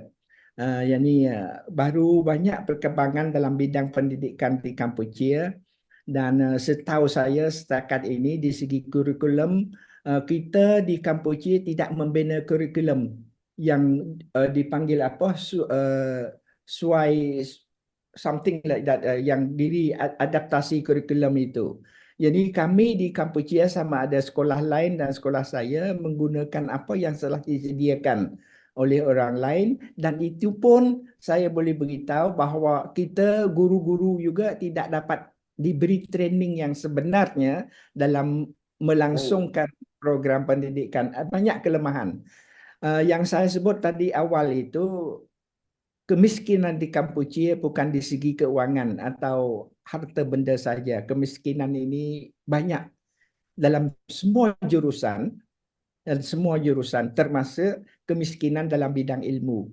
Jadi harus dimaklum bahawa walaupun perang sudah tamat dan pembinaan semula Kampuchea sejak tahun 1993, yakni anak-anak muda memilih jurusan yang mereka mudah dapat kerja dan dapat jumlah wang untuk menampung keperluan keluarga mereka.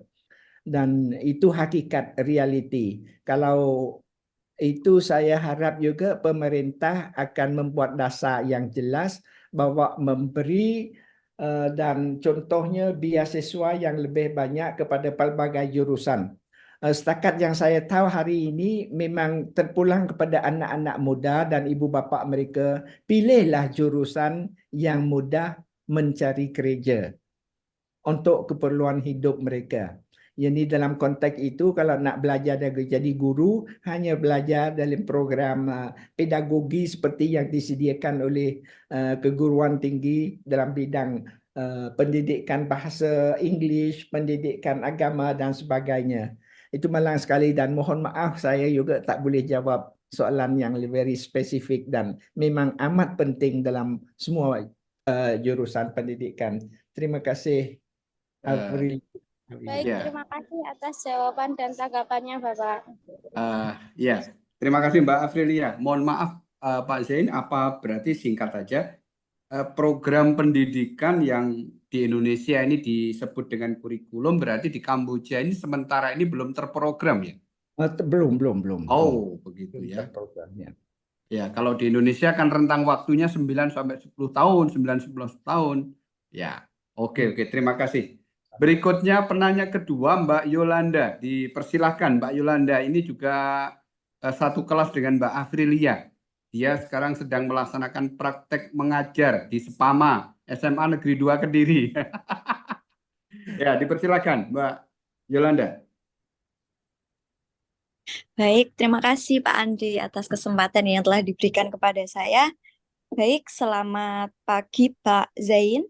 Di sini saya izin bertanya terkait tentang materi yang telah disampaikan juga. Saya ingin mengetahui pendapat dari Bapak melihat peran bahasa dalam membangun pemahaman antar budaya melalui sastra dan pendidikan. Karena pada era sekarang ini tentu masih banyak anak-anak yang belum memahami pemahaman tentang budaya atau sastra dan pendidikan ini antara budaya satu dengan yang lainnya. Karena kan biasanya hanya terfokuskan dengan budayanya sendiri. Nah, bagaimana supaya anak-anak atau mahasiswa di Indonesia ini juga memahami peranan bahasa ini dapat membangun pemahamannya antar budaya melalui sastra dan pendidikan. Seperti itu, Pak. Terima kasih. Terima kasih. Ini menarik sekali. Jalinan yang ada di antara Kampuchea, Malaysia, Brunei, Selatan Thailand dan khususnya Indonesia telah membuka jalan banyak untuk anak-anak Kampuchea. Ini peran bahasa itu memang amat penting. Tanpa pengetahuan bahasa, kita tidak boleh langkah keluar daripada kepompong kita. Kita tak boleh keluar daripada apa yang kita ada di situ. Yang bahasa dan budaya itu menjadi langkah pertama. Yang ini daripada kefahaman saya ya. Dan itulah yang kami minta daripada teman-teman di Indonesia dan diberi dengan memberi graduan S1 mahasiswa UMS dan sudah 4 tahun bersama kita untuk mendirikan, membangunkan apa yang Mbak Yolanda sebut sebentar tadi itu. Dan tanpa pengetahuan bahasa dan budaya itu memang rumit.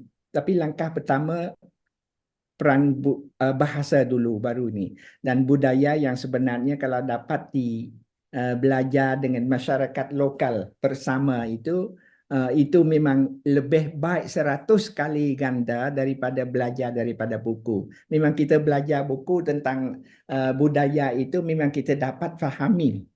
Tetapi ada yang benda kecil-kecil saja yang dapat dihalusi melalui pendidikan buku dari segi budaya. Saya masa saya belajar bahasa Perancis, saya nampak lelaki dan perempuan biasanya bizu itu perkara biasa. Tetapi apabila saya sudah sampai di Perancis, masa saya buat master dan PhD-nya, dan saya didapati bahawa nak bibi pipi sama ada pipi di istilah Perancis dia akan panggil bizu itu bukan secara mudah, bukan sebarangan orang. Apabila dua lelaki dan perempuan boleh membenarkan bizu itu, bererti mereka sudah terima seseorang itu sebagai anggota keluarganya.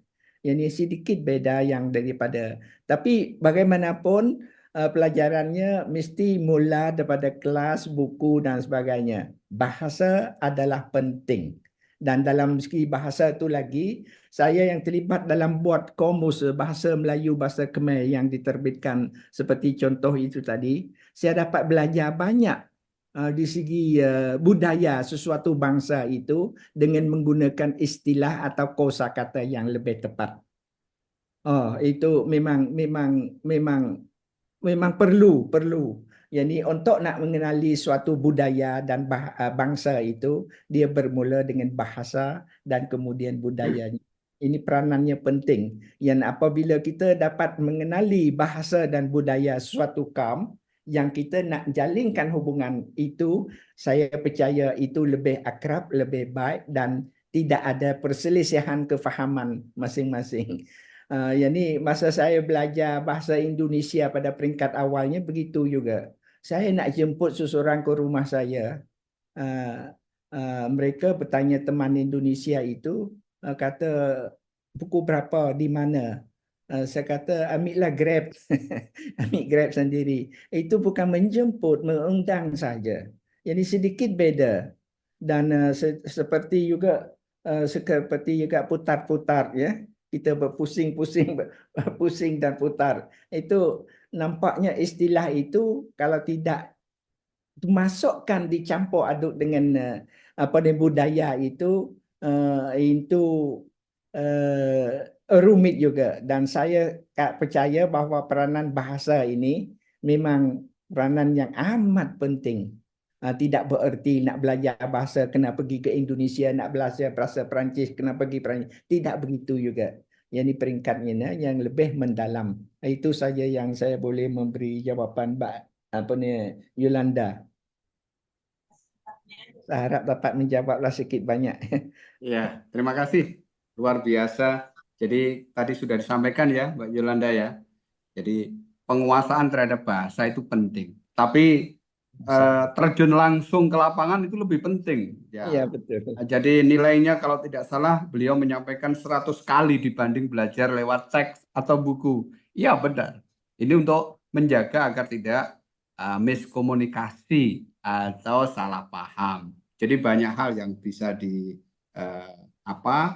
dipahami, dikuasai karena dengan masuk di dunia nyata dengan praktek langsung justru ilmunya semakin bertambah, semakin banyak diperoleh ketika berhadapan langsung dengan masyarakat luas, dengan budaya lokal dan seterusnya. Luar biasa.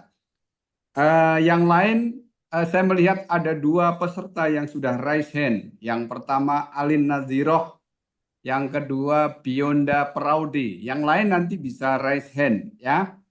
Ini Pak Zen, wah ternyata kehadiran narasumber kita ini benar-benar memberikan banyak inspirasi ke teman-teman Kediri.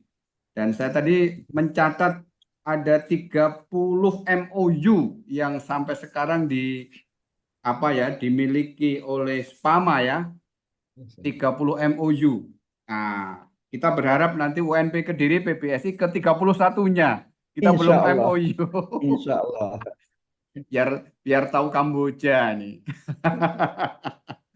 Baik, kita beri kesempatan yang ketiga Alin Nadiroh. Dipersilahkan berikutnya nanti Bionda Praudi.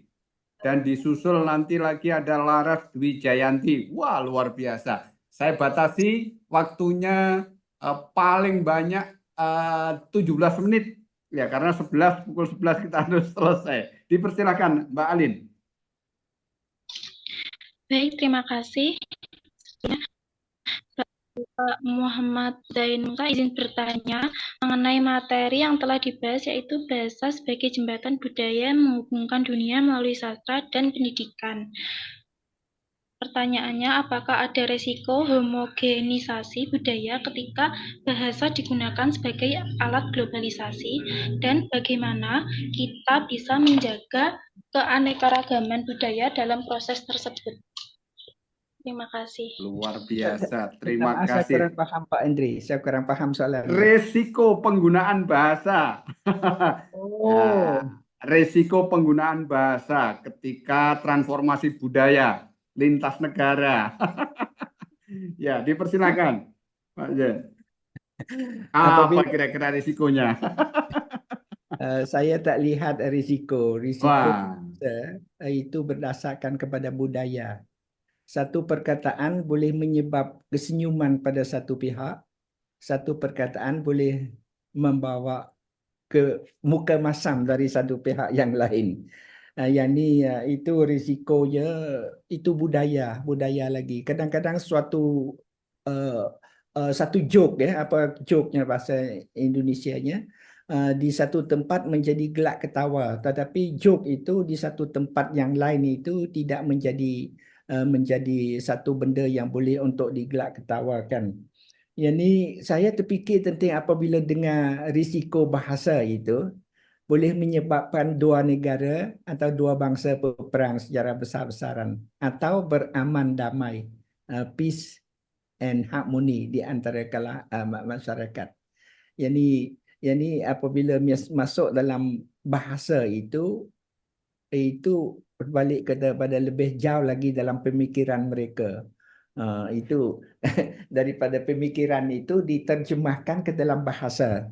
Yang ni bahasa itu yang saya lihatlah Pak Andri ya.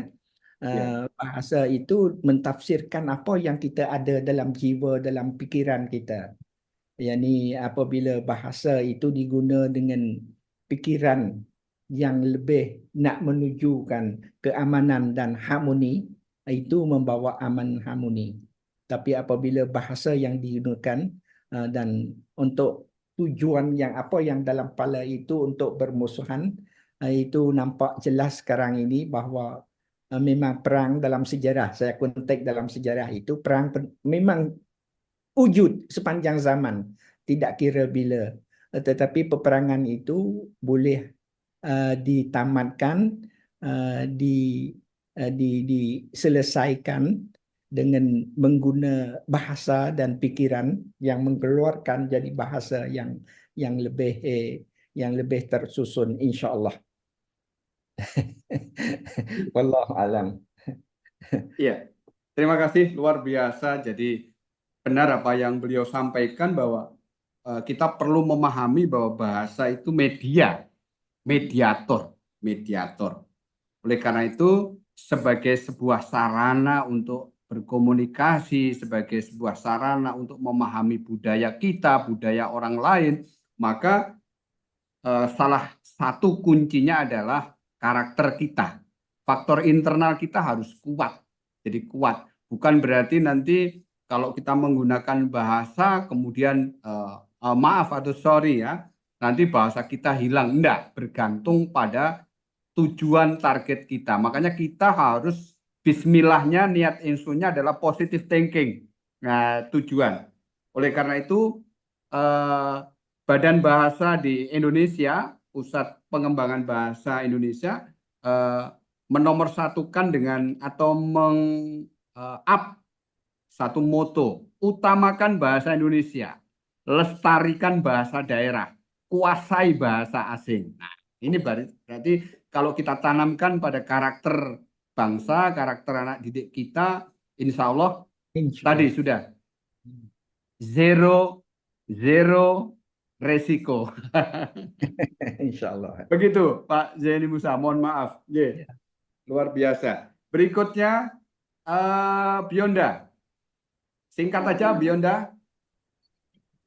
Baik Pak, terima kasih untuk kesempatan yang diberikan.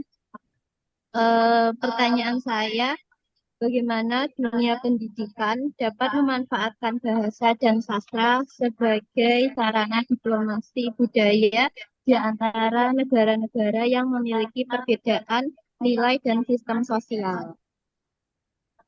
Iya. Terima kasih. Sama. Pak Andri, tolong bagi penjelasan soalan sedikit. Iya. Diplomasi Bionda, iya. Diulangi singkat saja.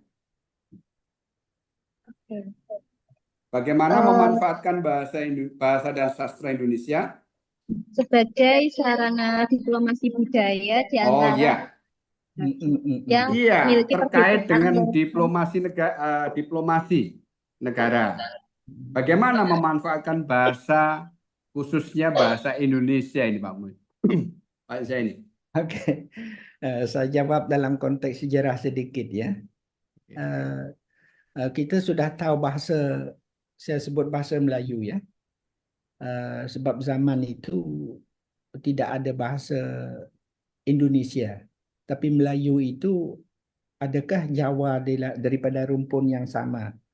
Pak Andri. Tapi bagaimanapun bahasa Melayu kita tahu bahawa lingua franca di Asia Tenggara. Ini bahasa diplomatik, bahasa Melayu, bahasa perdagangan, bahasa Melayu, bahasa akademik dan sebagainya. Yani kepentingan bahasa Melayu sekarang ini boleh disebut bahasa Indonesia dan bahasa Malaysia. Masing-masing sedang berlomba untuk mengantarabangsakan bahasa itu.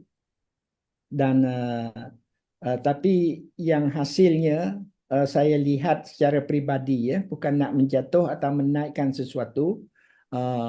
Yang pihak bahasa Indonesia itu masa saya di Paris pun ada bahasa Indonesia yang mengajar di universiti saya di Paris.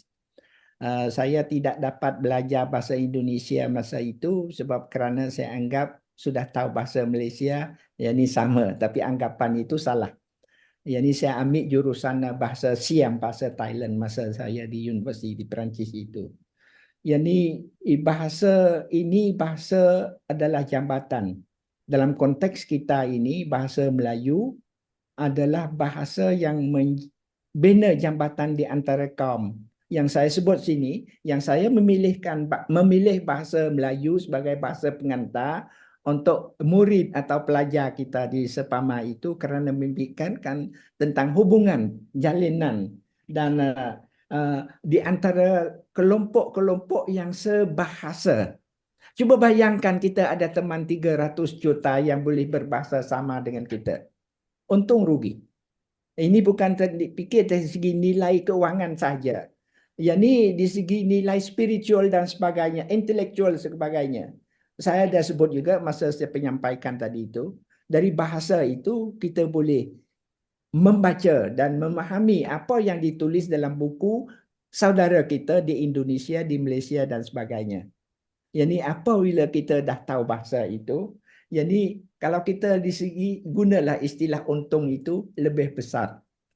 Dan apabila lagi sejak sekian lama ini komunitas ASEAN itu atau komuniti ASEAN itu yang di long-longkan tapi tak tahulah sampai ke tahap mana sekarang ini, saya kurang arif, yani dapat menjalinkan walaupun sempadannya tidak terbuka secara bebas seperti yang diimpikan satu ketika dulu seperti Eropah itu, seperti EU Union European. Yani kita sekurang-kurangnya nak masuk ke anggota ASEAN ini tidaklah sukar sangat. Sama ada orang yang memegang pasport Kampuchia, Malaysia atau Indonesia. Yani diplomasi dan keuntungan dari sebagainya itu boleh membuka jalan banyak kepada anak-anak muda dalam sekurang-kurangnya lingkungan ASEAN kita ini. Harap dapat menjawab sedikit banyak ya. Oke, terima kasih. Saya pikir sudah cukup luar biasa. Titik tekannya adalah bagaimana kita secara bijaksana memahami lingua franca, bahasa pengantar. Karena yang kita hadapi dan kita sendiri juga sebagai pengguna bahasa yang memiliki banyak perbedaan, bagaimana kita dalam konteks komunikasi transformasi budaya kita bisa memahami, sama-sama menjaga, menghargai dan menghormati budaya. Begitu Pak Zaini ya. Terima kasih. Masih ada sisa waktu kira-kira satu pertanyaan lagi sebenarnya. Saya lihat di kolom chat itu ada yang menuliskan untuk minta waktu bertanya. Mas Andri dari IAIDU Asahan Sumatera. Ini saya balas chatnya, silahkan langsung atau cukup ditulis? Belum? Saya beri kesempatan langsung Mas Andri. Halo Mas Andri. Mas Andri. Oh, tuh. Halo. Halo, Assalamualaikum. Waalaikumsalam Mas Andri. Perkenalkan dulu Mas Andri. G, baik. Assalamualaikum warahmatullahi wabarakatuh. Waalaikumsalam. Izin Dr. Andri dan Pak Prof. Pak Prof. Zen. Internet. Izin Pak Prof. Zen. Silakan, silakan. Saya Andri Nurwandi dari kampus Institut Agama Islam Darul Ulum Asahan. Saya salah satu dosen yang alhamdulillah Pak Dr. Andri, kami baru seminggu yang lalu baru berkunjung ke sekolah Sepama yang dipimpin oleh Bapak Prof. Zen. Dan alhamdulillah kami berada di Kamboja selama kurang lebih 20 hari. Jadi sekedar melepas rindu sama Pak Prof. Zen, bahwasanya mudah-mudahan sehat selalu Pak Prof, sekeluarga, dan di sekolah Sepama mudah-mudahan lancar dan dapat terwujud apa yang diniatkan dicita-citakan dari awal.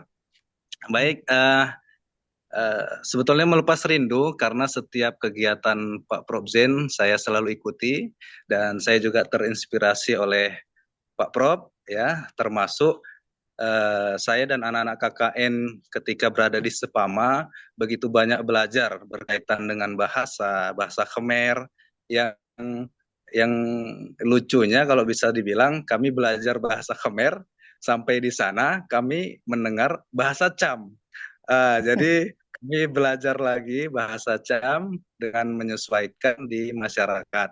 Dan alhamdulillah luar biasa baik sambutan dari guru-guru di Sepama ataupun di masyarakat dan anak-anak peserta didik di sekolah Sepama yang luar biasa dan insya Allah tidak akan pernah kami lupakan dari kampus Institut Agama Islam Darul Ulum Asahan. Jadi berkaitan dengan tema juga, izin Pak Prof. Zen, kira-kira apa kendala dan saran Pak Prof. Zen terhadap peningkatan sastra, budaya, dan pendidikan di masing-masing negara ataupun di negara setingkat internasional. Karena Pak Prof juga mungkin sudah banyak berkelana, mungkin mudah-mudahan tahun depan bisa ke Indonesia, ke Sumatera Utara, ke Kabupaten Asahan khususnya.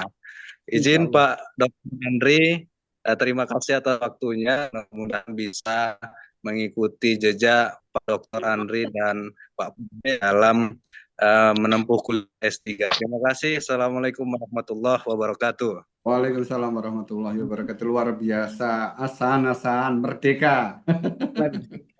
Iya, Mas Andri dari Institut Agama Islam Darul Ulum Asahan. Asahan. Ya. Boleh saya Demikian. respon, Pak Monggo. Dr. Kendala dan saran dalam upaya peningkatan sastra dan budaya, Prof. Nah, kami berterima kasih juga kepada IAIDU Asahan yang telah lebih kurang 3 minggu bersama kita di sana. Dan Ibu Rektor sendiri pergi hantar mahasiswanya dan berada di sana selama 3 hari sebelum balik ke. Dan saya ingin beritahu bahwa Pak Andri telah menulis sejarah berdirinya Sepama, yakni insyaAllah orang yang rajin sekali selain pada bidang akademik itu, bidang apa yang terusan penulisan. Memang itulah yang diharapkan kita sebagai akademik atau yang menjaga bahasa dan bangsa itu kena banyak rajin menulis, dan penulisan inilah yang meninggalkan temadun apa ni yang you call it heritage, ya, heritage tentang temadun dan budaya pada satu ketika. Kita tak tahu dalam masa 100 tahun lagi bagaimana budaya di Indonesia, di Kampuchea dan sebagainya yang berubah daripada berbandingan dengan hari ini. Dengan saya sebagai orang sejarah ini baca-baca bahan lama itu, nampak banyak yang tidak ada dan kita kurang faham kalau sebab tidak ada kita tak mengalami dan gitu Pak. Yang kerajinan untuk menulis dan jaringan itu harus dibina dan saya boleh beritahu di sini bahawa Asahan juga akan ada memberi beasiswa kepada anak kemoja khususnya anak sepama. Dan saya ambil kesempatan ini untuk mengundang daripada kita di sini apa yang saya mohon maaf saya tak boleh sebut nama institusi bapa ya apa namanya Kediri kepada ada. Okey, yang ni dan juga di mana-mana kalau dapat mengirim mahasiswa dalam program KKN-nya atau melawat sahaja itu you are the most welcome di Sipama. Yani itulah yang kami alu-alukan dan beasiswa harus juga kita terima itu miskan sangat tapi ini saya bukan nak kata apa tapi tentang mahasiswa kita potensial mahasiswa kita ada masalah mereka masih nak memilih apa yang mereka suka belajar itu tidak salah benar tetapi kita yang mengurus, yang telah mengaturkan program-program yang lebih lanjut lagi itu, kita rasa ada bidang lain seperti yang saya sebut lebih awal tadi itu, harus juga dibina. Tapi tidak apa. Kalau mereka tidak menerima bidang contohnya, nak membina kapal terbang, mereka nak menjadi perawat, go ahead. Sebab semua bidang ilmu memang tidak ada yang tidak penting, tidak ada yang tidak utama. Itu mestilah ada yang tukang kayu, tukang rumah ada peranannya masing-masing dalam masyarakat ya. Okey, setakat itu saja. Yang saya mengundang semua apa saja yang melawat atau dalam program KKN atau whatever it is ke Sepama spesifiknya dan ke Kampuchea. Di sana ada Angkor Wat. Ya, Pak Andri belum sampai ke itu hari ya. Okey, itu saja daripada saya. Terima kasih banyak. Terima kasih luar biasa. Sekali lagi kita beri aplaus untuk Prof. Ya, luar biasa. Ya, sebenarnya banyak sekali ini animo yang datang dari kawan-kawan UNP, Prof. Hanya saja ini iya terbatas atau dibatasi oleh waktu. Ya, Rob. Jadi banyak sekali termasuk saya ini. Ini tadi ada beberapa pertanyaan-pertanyaan. Mudah-mudahan pertanyaan-pertanyaan nanti bisa saya sampaikan secara langsung. Mudah-mudahan bisa secara offline, Bro. Siapa tahu ya, siapa tahu nanti rezekinya bisa nyampe Kamboja. Insya Allah. Terima kasih. Iya, banyak sekali termasuk gerakan nasional pemerintah Kamboja dalam memanfaatkan penggunaan bahasa dan seterusnya. Kondisi sekarang ini bagaimana? Jadi masih banyak sekali yang bisa didiskusikan, Prof. Luar biasa bahan dan topik hari ini sangat menarik, tetapi sudah tepat pukul 11, jadi 12 waktu Malaysia. Kita harus akhiri, mohon maaf Prof. Terima kasih ilmunya yang sudah diberikan oleh kawan-kawan Kediri. Nah ini, jadi luar biasa. Mudah-mudahan ada kesempatan lain. Kalau hari ini kuliah tamu mungkin nanti ada acara lain, seminar internasional atau dalam bentuk MOU dan kerjasama dalam bidang pendidikan, penelitian atau pengabdian masyarakat, Prof. Jadi seperti itu. Jadi mudah-mudahan kerjasamanya nanti lebih intensif. Oleh karena itu nanti kalau saya dapatkan kurikulum vitae, nomor handphone Prof.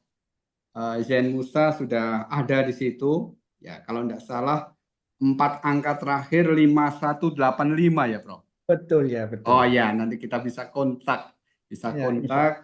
Ya, terima kasih semuanya, khususnya para peserta dan yang paling jauh Mas Andri yang sedang di Asahan. Selamat berkarir.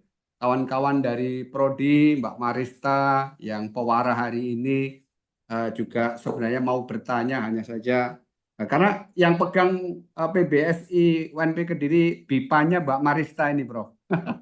Jadi harusnya banyak pertanyaan, hanya saja ini kelihatannya sibuk sekali. Beliau sedang studi S3 di Malang, dekatnya UMM.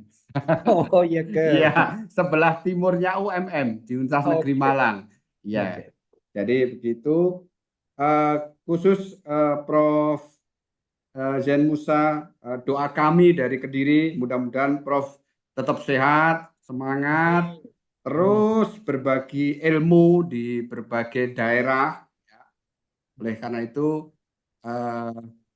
benar-benar dijaga kondisi kesehatannya, Prof. Tapi saya yakin sudah kelihatannya betul-betul fit ini. Sekali lagi terima kasih semuanya. Saya mewakili PBSI UNP Kediri. Mohon maaf jika dalam mengantarkan, membantu diskusi hari ini ada banyak kesalahan dan kekhilafan. Ini tadi dijabri oleh beberapa kawan. Mohon closing statement-nya dari Prof. tentang kita. Iya, biar kami memiliki tambahan semangat baru, Prof. Ini mumpung semester ganjil 2024-2025 hari ini dimulai. Oh iya ke. Ya. Oke, di closing statement saya harap. Saya mohon maaf banyak-banyak nama institusi itu pun saya tak boleh sebut. Sebab jadi kali pertama yang saya lihat dan apa yang disebut, ya ini saya mohon maaf sebesar-besarnya. Dan yang keduanya mohon maaf juga atas kekurangan saya. Ya ini nampaknya soalan yang terkait dengan sejarah Champa dan Kampuchea memang belum ada. Bukan tak ada ya Pak, belum ada. Yani jurusan sejarah saya tukar daripada fisika ke sejarah itu kerana ada kepentingannya. Yani saya rasa bagi orang sejarah semuanya faham bahawa semua manusia kena tahu sejarah, sekurang-kurangnya sejarah bangsanya sendiri. Baru daripada situ semangat cinta bangsa, negara dan sebagainya itu muncul. Kalau tak kenal dirinya kemungkinan sukar. Jadi saya doakan institusi Bapak Andri Kediri, minta maaf sekali lagi, yani sukses dan program-programnya yang baru hari ini juga sukses lancar, dan saya doakan mahasiswa-mahasiswa ini menjadi sukses dan semua orang semua sukses, yang kita sebagai umat Muslim ini sukses dunia dan akhirat. Ya. Amin. Ya. Yang itu. Terima kasih. Dulu saja terima kasih banyak atas memberi peluang untuk sampaikan sedikit ilmu yang ada pada saya. Terima kasih sekali lagi. Terima kasih, luar biasa. Selanjutnya mohon seluruh peserta videonya kameranya di on-kan, Mbak Marista atau Bu Enggar untuk foto bersama. Yuk, Mbak Marista atau Bu Enggar, silakan seluruh peserta on cam untuk laporan. Iya. Banyak sampai 5 slide. Ya. Di kode, Mbak. Siapa ini yang ngambil? Halo, Bapak. Yuk, monggo. Kode ya. 1, 2, 3. Yang kedua. 1, 2. Literasi. 1, 2, 3. On. Terima kasih, luar biasa. Selamat beristirahat dan selamat melaksanakan aktivitas lagi. Kapan-kapan kita ketemu, Prof. Zain. Salam keluarga, salam semuanya. Dari saya cukup. Terima kasih. Saya kembalikan ke Mbak Marista. Selamat siang. Assalamualaikum warahmatullahi wabarakatuh. Waalaikumsalam Waalaikumsalam. warahmatullahi wabarakatuh. Terima kasih luar biasa sekali narasumber kita hari ini dan juga dimoderatori oleh Pak Andri. Benar Pak Andri, saya sudah menulis ini beberapa pertanyaan yang mungkin belum bisa tersampaikan, tetapi besar harapan kami Pak Zain nanti kita bisa bersua secara langsung, bertemu secara langsung dan apa yang sudah kami tuliskan saya Pak Andri dan rekan-rekan semuanya nanti bisa tersampaikan dengan baik ke Sip, Pak sip, Zain. sip, sip, sip. Iya. Ya, demikian tadi para hadirin, kita sudah berada di penghujung acara. Kami sampaikan terima kasih yang tak terhingga kepada narasumber kita hari ini, Bapak Muhammad Zain Musa, PhD dari Kamboja, dan tentunya besar harapan tentang pelaksanaan pendidikan yang lebih baik untuk menyongsong Indonesia emas di kemudian hari ya. Tetap menjadi kobaran semangat yang luar biasa untuk generasi Indonesia yang semakin unggul dan tangguh. Dan saya selaku pembawa acara juga mohon maaf apabila ada salah kata atau perbuatan selama membawakan acara pada hari ini. Saya sampaikan terima kasih. Burung Irian, burung cendrawasih, cukup sekian dan terima kasih. Burung Mantap. cendrawasih terbang sampai ke balik papan.